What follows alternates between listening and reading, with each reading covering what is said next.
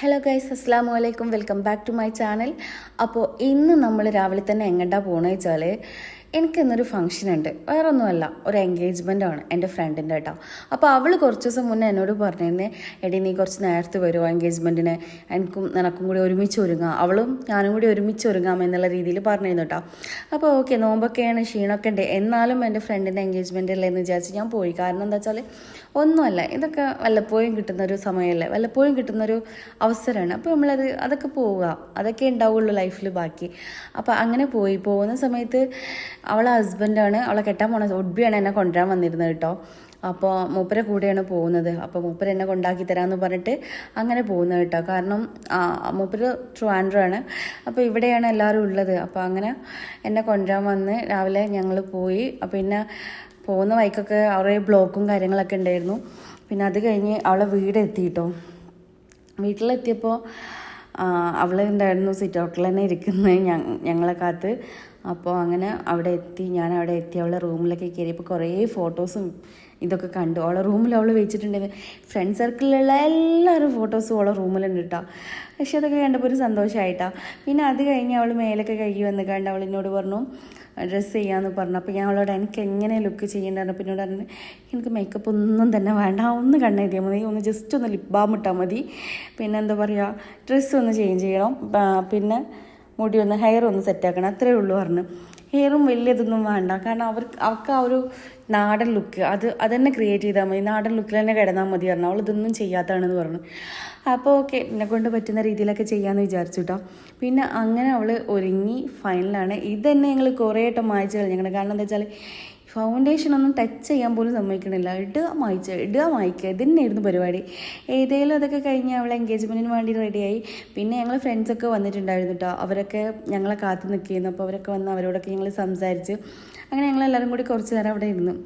അതിനിടയിൽ പുറത്തവിടെ എൻഗേജ്മെൻറ്റിനുള്ള തയ്യാറെടുപ്പൊക്കെ നടക്കുന്നുണ്ട്. അവിടെ എല്ലാവരും വന്നിട്ടുണ്ടായിരുന്നു.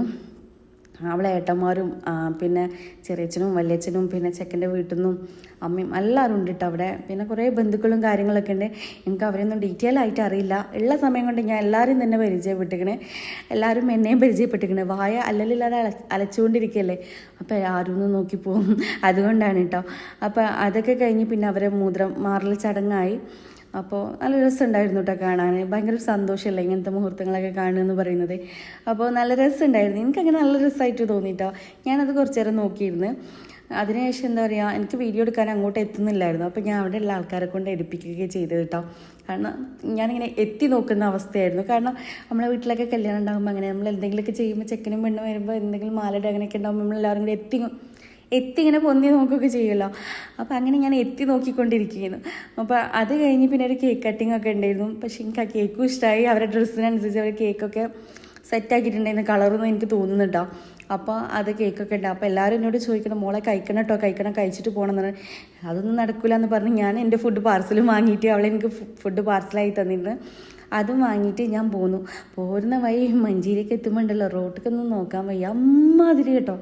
നല്ല വെയിൽ പറഞ്ഞാൽ നല്ല വെയിൽ. എങ്ങനെ ഇതൊക്കെ സഹിക്കാമെന്നറിയില്ല, അത്രയ്ക്ക് വെയിലായിട്ട് എനിക്ക് തോന്നിയത്. ഞാൻ നല്ല ടയേർഡാണ്.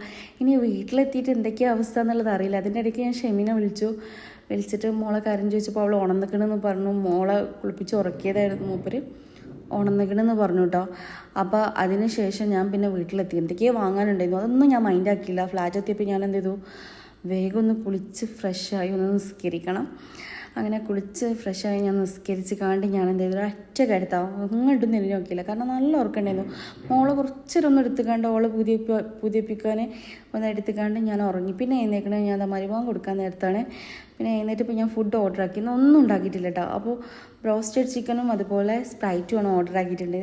അപ്പോൾ ഇന്ന് നമുക്ക് നോമ്പറിക്കാൻ ഇത്രയൊക്കെ തന്നെ ഉള്ളൂ. അൽഹംദുലില്ലാ റാഹത്ത് ഇതന്നെ ധാരാളം കേട്ടോ. കാരണം പുറത്തുനിന്ന് വാങ്ങണമെന്നൊന്നും വിചാരിച്ചില്ല. പക്ഷെ ഭയങ്കര ടയേർഡാണ്, 2-3 ദിവസമായിട്ട് നല്ല ക്ഷീണവും കാര്യങ്ങളൊക്കെ ഉണ്ട്. അപ്പോൾ ഞാനിതൊക്കെ കഴിച്ച് നിസ്കരിക്കണം, ഓതണം, കിടന്നുറങ്ങണം. അപ്പോൾ ഇന്നത്തെ വീഡിയോ ഇത്രയേ ഉള്ളൂ. വീഡിയോ ഇഷ്ടപ്പെട്ടാൽ ലൈക്ക് ചെയ്യുക, ഷെയർ ചെയ്യുക, കമൻറ്റ് ചെയ്യുക, സബ്സ്ക്രൈബ് ചെയ്യുക.